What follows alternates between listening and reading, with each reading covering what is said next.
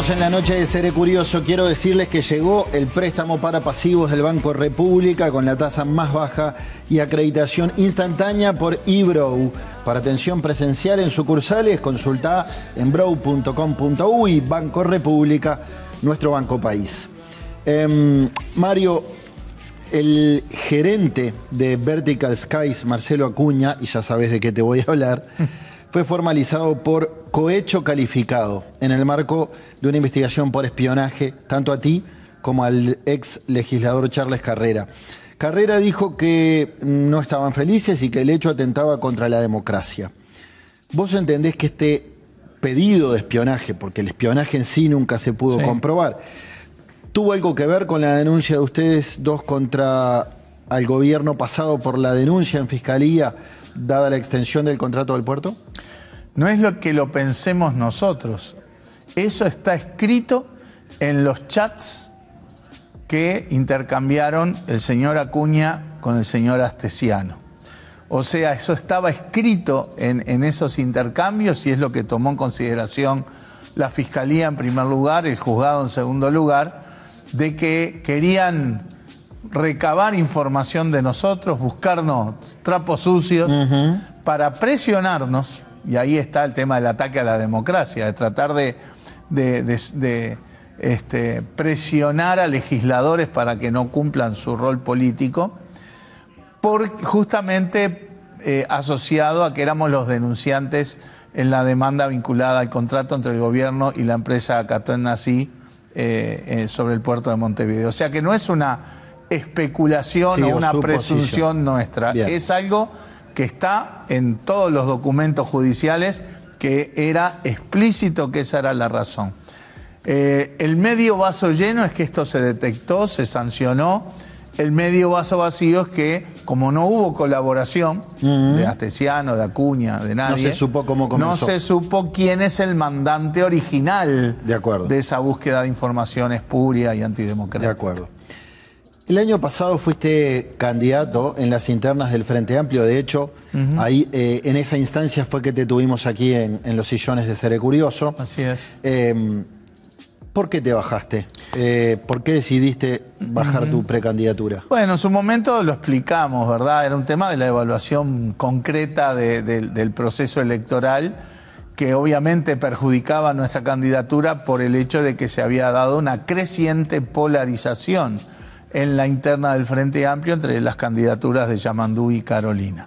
Y cuando hay polarización, los polos son los que crecen y el resto se ve... Los matices quedan opacados. Quedan opacados, que se van reduciendo. Es y eso un poco era lo que pasa en Twitter, ¿no?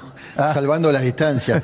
Los que hacen ruido a un extremo y al otro son los que se llevan los focos. Claro. Y los que vemos, y me sumo, determinados matices y no estamos ni para un lado ni para el otro, pasamos como desapercibidos. Y hasta somos tildados de tibios, como si fuera algo malo, ¿no? Claro.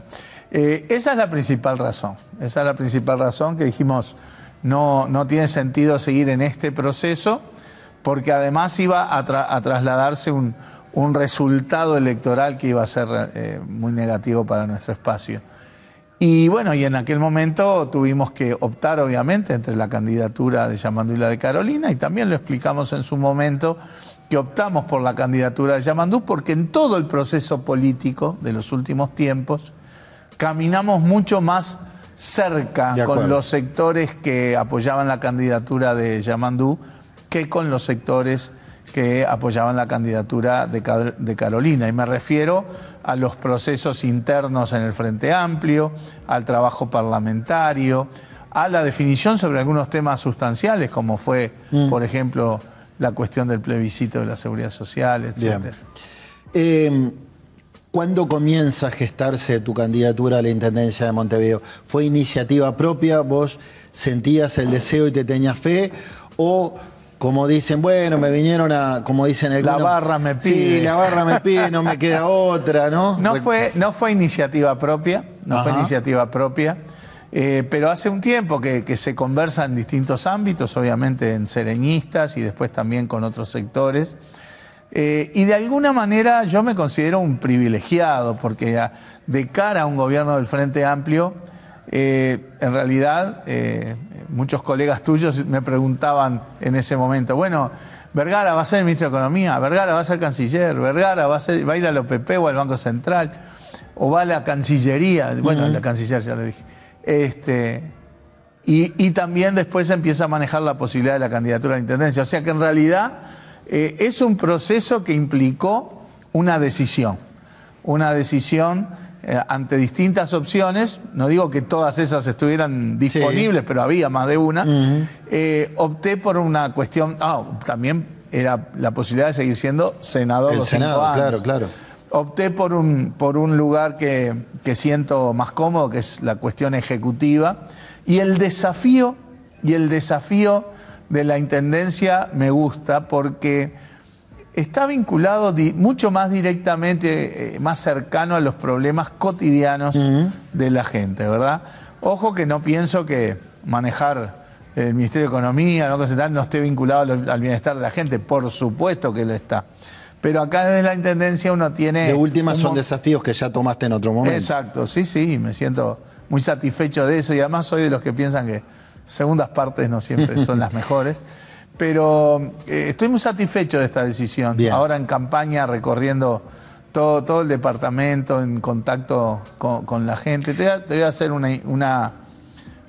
un comentario que me excedo porque no refiere a mí. Sí. Pero yo tengo una muy linda amistad con el contador Enrique Iglesias, que fue de todo. Es una de las figuras más salientes que ha tenido el país en la historia. Y que trasciende banderías políticas. Sin duda. Y fue presidente del Banco Central, fue canciller, fue director de secretario ejecutivo de CEPAL, presidente del BID. fue presidente del BID, dirigió la Secretaría Iberoamericana, o sea, y me dice, el otro día me dijo, una cosa que siento que me quedó pendiente fue la Intendencia de Montevideo. Mirá vos. Increíble. Mirá vos. Una tarea que me hubiera encantado en su momento. Qué curioso. Y la verdad que me encantó que Enrique, que sé que nos tenemos un enorme aprecio mutuo, me planteara eso. Ahora, vos hablas de desafío, ¿no? Pero por otro lado, está claro, capaz que no lo decís por humildad, pero corres con el caballo del comisario. Primero, por el Frente Amplio y la camiseta, la mística del Frente en Montevideo, y por otro lado, porque las encuestas te dan como el favorito a ganar las elecciones. Ahora, hace 35 años que el Frente gana en Montevideo, desde aquel triunfo de Tabaré Vázquez en el 89. Hay una hegemonía clara del Frente en la capital. La oposición, especialmente el Partido Nacional en Montevideo, sacaron un spot que dice ya está, ¿no? Todo y ese mal. spot abunda en basurales, veredas rotas, contenedores desbordados, calles sin luz, que no es inteligencia artificial. Todos lo vemos, sabemos que todo eso es realidad. El senador Sebastián da Silva ha llegado a decir que la gente vive en la mierda, lo cito textual, y se acostumbró a eso. Y así todo sigue votando al Frente, dice da Silva. Y el candidato Roque García sostiene que Montevideo ha perdido la búsqueda de la belleza. ¿Cuál es tu diagnóstico de la situación? ¿Está tan mal y tan fea la ciudad? Bueno, primero hay comentarios hay terrenos en los que no entro, ¿verdad? Cuando hay expresiones fuera de lugar, no habla del otro, sino que habla de uno. Pero en todo caso, yo creo que hay que entender, en primer lugar, que el Frente Amplio va camino a ganar la intendencia por 8ª vez consecutiva. Si todo estuviera mal, si todo fuera un desastre, la gente no es tonta. Y además está claro, no alcanza con decir, bueno, pero son frente amplistas y votan lo que sea. No es así, porque no pasa eso en los otros departamentos. Las elecciones nacionales y las elecciones departamentales, basta ver los números, son animales completamente diferentes. La gente vota con criterios y lógicas diferentes y por eso se da diferencias tan grandes. Ahora el Frente Amplio ganó en la elección nacional en 12 departamentos.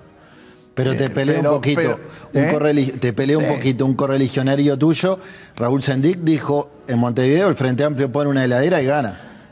Lo dijo en otro momento. Sí, sí. Pero además yo no comparto eso, porque eso es un llamado al inmovilismo. No hagamos nada que ganamos igual. Con la camiseta. No puede ser así, no debe ser así. No debe ser así porque el Frente tiene que seguir en este trillo resolviendo problemas de la gente. Pensar que en 35 años no se hizo nada y estamos en el mismo Montevideo de 1990, claramente es un error, ¿verdad? Se han hecho muchísimas cosas en Montevideo. Bueno, el departamento es otro y los problemas son otros. Por ejemplo, cuando la Intendencia hace encuestas, que las hace sistemáticamente, para saber qué opina la población sobre las tareas departamentales, la inmensa mayoría de las tareas tienen una buena valoración de la gente. Algunas muy buenas. Espacios públicos, las políticas sociales que estuvieron allí cuando sentíamos que los gobiernos nacionales de turno en la crisis del 2002 o en la pandemia no volcaban todos los recursos y los esfuerzos para ayudar a la gente. Las policlínicas municipales tienen una altísima valoración por parte de la gente. Los temas de la cultura, tanto espectáculos, carnaval, eventos como teatros, museo, botánico, etc. O sea, hay una gama de temas. Bien. El saneamiento mismo, porque claro que hay un déficit en algún lugar, pero Montevideo por lejos es el departamento que tiene la mayor proporción, por lejos, de saneamiento del país, y es la única intendencia de todo el país que es responsable del saneamiento, porque todo el resto del saneamiento lo hace la OCE. Me quiero detener en el principal problema de los montevideanos. Iba a llegar. Sí, yo sé que iba a llegar. Porque dicho esto, también esas mismas encuestas te dicen, hay 2 o 3 temas que la gente siente como que son lo más deficitario. Y que no ha tenido una solución definitiva, ¿no? La limpieza y la recolección de residuos es uno. Tu propuesta se llama Montevideo más limpio. Entre otras medidas hablas de colocación de contenedores de basura soterrados. Quiero que me expliques qué es eso de soterrados. Bien. En las principales avenidas y en zonas consideradas críticas por su densidad de población. Contame en detalle en qué va a consistir este sistema de recolección de residuos que tú propones. Tenemos que dar un marco. Tenemos que dar el marco de que hoy Montevideo tiene que procesar entre 60 y 70% más de residuos que generamos montevideanos y montevideanas que hace 20 años. Que en los últimos 2 años hubo un aumento en el volumen de los residuos de más de 150.000 toneladas de basura por año. O sea, es un desafío creciente, es un desafío importante y es la principal problemática de gobierno departamental, porque la principal sigue siendo la inseguridad, pero del gobierno departamental el tema de la limpieza y los residuos. Y está bien que así sea, está bien que así sea. Uno no ve toda la ciudad mugrienta, esa de caricatura tampoco, pero ve muchos problemas en muchos barrios que además tienen dimensiones y características muy distintas. El otro día fuimos a La Cruz y después en el Cerro y veías un contenedor totalmente desbordado con un montón de basura alrededor. En la cuadra siguiente 2 contenedores vacíos, en la otra cuadra 2 contenedores vacíos. No me preguntes cómo se explica eso, pero hay algo que los ciudadanos en el vínculo con los residuos no estamos haciendo bien. Desde la clasificación en el hogar hasta la disposición final de los residuos, tenemos que revisar todo el proceso. Obviamente la gente lo que ve es el tramo de la recolección de los residuos. Cuando los contenedores están repletos, ahí hay una responsabilidad clara de la Intendencia. O porque el camión no pasa a tiempo, o porque donde hay un contenedor tiene que haber 2 o 3. También hay... ¿Y eso de los contenedores soterrados qué vendría a ser? Llegamos a la propuesta. Déjame un tema más de diagnóstico, que es que también hay temas vinculados al contexto social. Porque a veces hay basura alrededor de los contenedores, en contenedores que no están desbordados. Tenemos claro que ahí incide. Eso habla de la educación, ¿no? Habla de la educación. De los propios contribuyentes. Y de la situación social, ¿no? Lamentablemente, el hurgado es un factor en algunos barrios en los que lamentablemente hay compatriotas que tienen la necesidad de ir a revolver un contenedor para buscar algo para comer, algo para vender.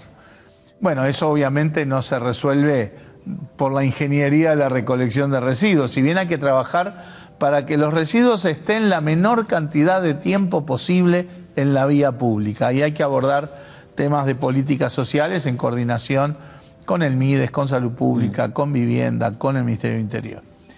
La propuesta nuestra es, acá no hay medidas mágicas. Esto no va a cambiar drásticamente porque si en algún lugar pones papeleras o sacás papeleras. No pasa por ahí. Acá pasa por tener una visión integral de un sistema vinculado a los residuos que arranca con la idea de que todo va a ser mejor si generamos medios residuos y ya los volcamos clasificados entre lo que se recicla, lo que se puede compostar, los residuos orgánicos y el resto, pero que en materia de recolección, nuestra idea es, Montevideo es un departamento heterogéneo, no vale el mismo mecanismo de recolección de residuos en todas partes. En muchas zonas de la ciudad tenemos que avanzar hacia el esquema que ha sido exitoso, por ejemplo, en Canelones, que es el de los contenedores intradomiciliarios. Ya se hace en Santiago Vázquez, ya se hace en Abayubá, eso hay que expandirlo en lugares donde la fisonomía de los hogares es similar a la de Canelones, Santiago Vázquez y Abayubá, o sea, casas con espacios para los contenedores, etcétera, que es una muy buena parte del departamento. También hay que seguir con el régimen de contenedores barriales, en donde ahí lo que tenemos que lograr son cambios de hábito para que la basura esté poco tiempo en la vía pública y que haya mejor barrido, mejor limpieza, por supuesto, más motocarros que auxilien. También en algunos lados contenedores soterrados, que es contenedores enterrados básicamente. O sea, ¿y cómo se llega a ellos? Y eso obviamente hay una... Ya existen... A ver, vi que el otro día parece que había una disputa de derechos de autor con este tema. Ah, me levantaste el centro, porque José Luis Adjian, hombre allegado a Martín Lema, ha dicho que vos hiciste recorte y pegue y que son las mismas ideas de Lema. Qué miopía. Ya hay contenedores soterrados en Montevideo, así que mucho antes que nosotros ya hubo gente que lo pensó. Es un tema que hay que evaluarlo. En algunos lugares nosotros decimos sí a los contenedores soterrados en avenidas importantes, pero que después hay que viabilizar lugar por lugar, porque el subsuelo es un poco, si bien hay un mapa del subsuelo, cruzan los cables, cruzan los caños, o sea, hay que hacerlo con mucho análisis y según cada circunstancia. Pero sí es parte de la solución en algunos lados. Y también contenedores en el área rural que son distintos porque el Montevideo rural es distinto al Montevideo urbano. Hay un problema añadido a la limpieza y por lo cual mucha gente también se queja, que es la enorme cantidad de personas en situación de calle, ¿no? Exacto. Hay cifras, hablan de 3.000, de 4.000, hay estudios que hablan de 5.000 personas. El censo pero formal casi que nos hemos habituado a ver personas en situación de calle. Eso es triste. Y hasta hubo una disputa dialéctica, un cruce entre Cose, la vicepresidenta, y Martín Lema. ¿Qué puede hacer la Intendencia para sacar a las personas en situación de calle y ofrecerles un refugio? Bien. No solo señalar al Mides, ¿no? No. Está claro que ¿por qué la gente llega a una situación de calle? El último censo formal que hizo el Mides habla de un número cercano a las 3.000 personas. Pero hay algún otro análisis que da un poco más. Pero no es cuestión de discutir el número. ¿Por qué la gente llega a la situación de calle? Tiene razones múltiples, ¿no? Tiene que ver a veces con adicciones, con haber estado privado de libertad y no tener una salida razonable al salir de la cárcel. Tiene que ver con problemas de salud mental. Tiene que ver con muchas cosas. Y por lo tanto... La solución, entre comillas, no es automática. De hecho, el cruce entre Carolina y Martín Lema tiene que ver con el hecho de que Martín Lema era ministro de Desarrollo Social en el gobierno anterior. Y ella había sido la intendente de Montevideo. Y lejos de mejorar esta situación empeoró, que ya venía empeorando, vamos a decir la verdad, pero empeoró aún más en este último gobierno.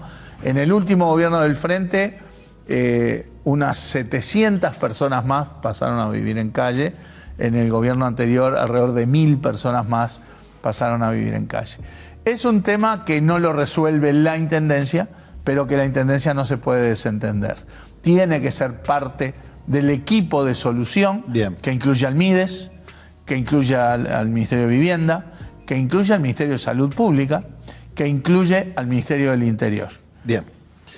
Vamos a una pequeña pausa. Estamos charlando con Mario Vergara, candidato a la Intendencia de Montevideo por el Frente Amplio. Ya venimos.